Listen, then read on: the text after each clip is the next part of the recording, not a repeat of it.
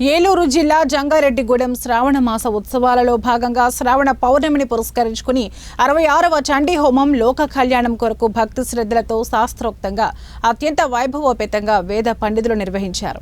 ఈ సందర్భంగా ఆలయ చైర్మన్ డాక్టర్ రాజాన సత్యనారాయణ మాట్లాడుతూ అమ్మవారి అనుగ్రహంతో ప్రతి కార్యక్రమం విజయవంతంగా పూర్తి చేయగలుగుతున్నామని, దాని ఫలితాన్ని కూడా భక్తులు తాము పొందుతున్నామని తెలపడం ఎంతో ఆనందాన్ని కలిగిస్తుందని తెలిపారు.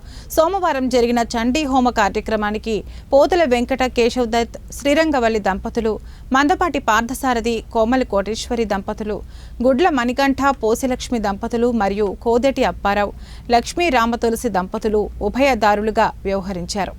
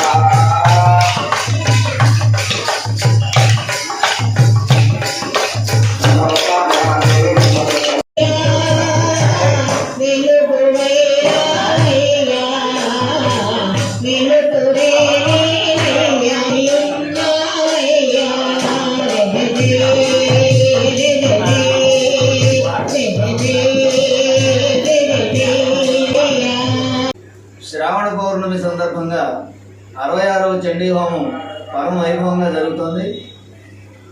ఈ శ్రావణ మాసం లక్ష్మీదేవి స్వరూపంగా పెద్దలు చెప్తారు. ఈ శ్రావణ మాసంలో పంచభూతాలన్నీ మంచి యాక్టివేట్ అయి ఉంటాయి. నీరు, గాలి, ప్రకృతి, సూర్యుడు. ఇక్కడ ఒక బ్రహ్మాండమైనటువంటి మానవుడికి అవసరమైన ఆహారము, ప్రాణవాయువు ఇచ్చేటువంటి ఒక మహాయజ్ఞం జరుగుతూ ఉంటుంది ఈ శ్రావణ మాసంలో.